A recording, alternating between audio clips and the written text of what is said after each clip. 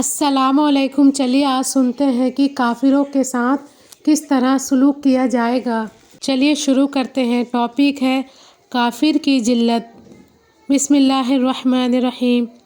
اور بلا شبہ جب کافر بندہ دنیا سے جانے اور آخرت کا رخ کرنے کو ہوتا ہے تو سیاہ چہروں والے فرشتے آسمان سے اس کے پاس آتے ہیں جن کے ساتھ ٹاٹ ہوتے ہیں اور اس کے پاس اتنی دور تک بیٹھ جاتے ہیں جہاں تک اس کی نظر پہنچتی ہے۔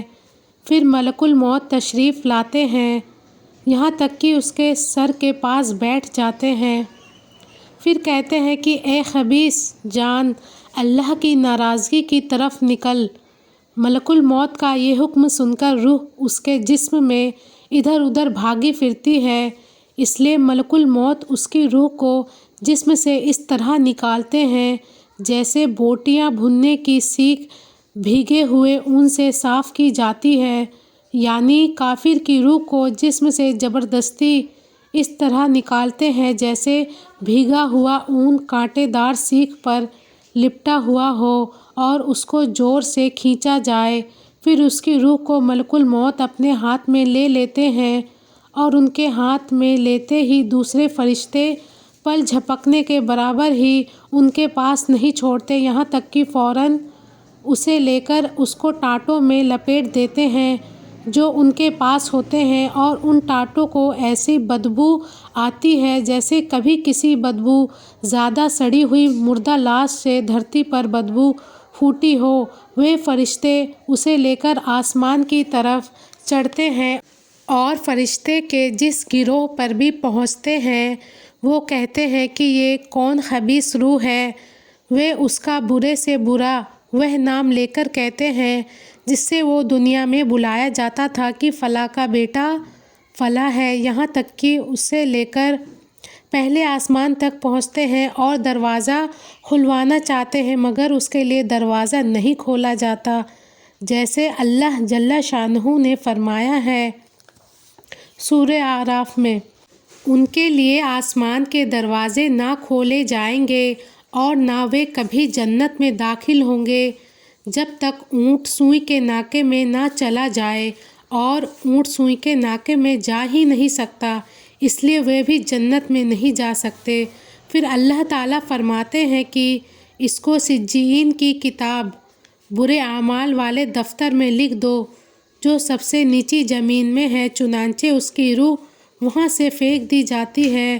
پھر حضور صلی اللہ علیہ وسلم نے آیت پڑھی، وہ سورہ حج کی آیت ہے۔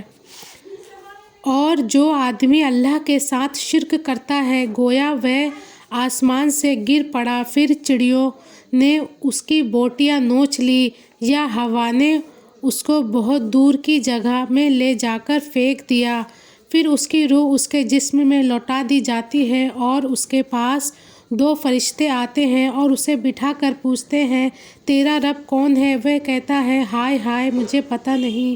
پھر اس سے پوچھتے ہیں کہ تیرا دین کیا ہے؟ وہ کہتا ہے ہائے ہائے مجھے پتہ نہیں۔ پھر اس سے پوچھتے ہیں کہ یہ آدمی کون ہے جو تمہارے اندر بھیجے گئے؟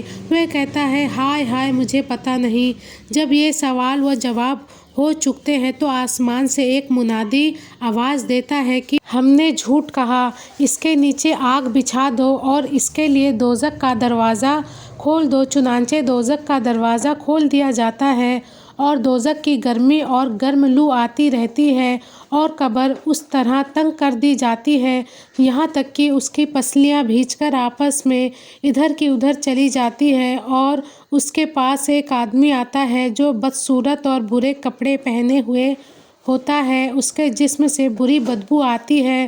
وہ آدمی اس سے کہتا ہے کہ مصیبت کی خبر سن لے، یہ وہ دن ہے جس کا تجھ سے وعدہ کیا جاتا تھا۔ وہ کہتا ہے تو کون ہے؟ سچ میں تیری شکل ایسی ہے کہ تو بری خبر سنائے۔ وہ کہتا ہے کہ میں برا تیرا اعمال ہوں۔ یہ سن کر وہ اس ڈر سے کہ قیامت میں یہاں سے زیادہ عذاب میں گرفتار ہوں گا یوں کہتا ہے کہ اے رب قیامت قائم نہ کر۔ ایک روایت میں ہے کہ جب مومن کی روح نکلتی ہے تو آسمان و زمین کے بیچ کا ہر فرشتہ اور وہ سب فرشتے جو آسمان میں ہیں سب کے سب اس پر رحمت بھیجتے ہیں اور اس کے لیے آسمان کے دروازے کھول دیے جاتے ہیں، اور ہر دروازے والے اللہ سے دعا کرتے ہیں کہ اس کی روح کو ہماری طرف لے کر چڑھایا جائے، اور کافر کے بارے میں فرمایا کہ ان کی جان رگوں سمیت نکالی جاتی ہے، اور آسمان و زمین کے بیچ کا ہر فرشتہ اور وہ سب فرشتے جو آسمان میں ہیں سب کے سب اس پر لعنت بھیجتے ہیں، اور اس کے لیے آسمان کے دروازے بند کر دیے جاتے ہیں، اور ہر دروازے اللہ تبارک و تعالیٰ سے دعا کرتے ہیں کہ اس کی روح کو ہماری طرف سے لے کر نہ چڑھایا جائے۔ تو ناظرین، یہ تھا کافروں پر ہونے والی ہولناکیاں جو اللہ تعالیٰ برزخ کی دنیا میں ان کے ساتھ فرمائیں گے۔ اللہ تعالیٰ سے دعا ہے اللہ ہم لوگوں کو آخری دم تک خالص ایمان میں رکھے اور خوب نیکی کرنے کی توفیق عطا فرمائے، اور وہ ہر ایک کام کرنے کی توفیق دے جس سے اللہ تعالیٰ راضی ہو جائے۔ آمین یا رب العالمین۔ اللہ حافظ۔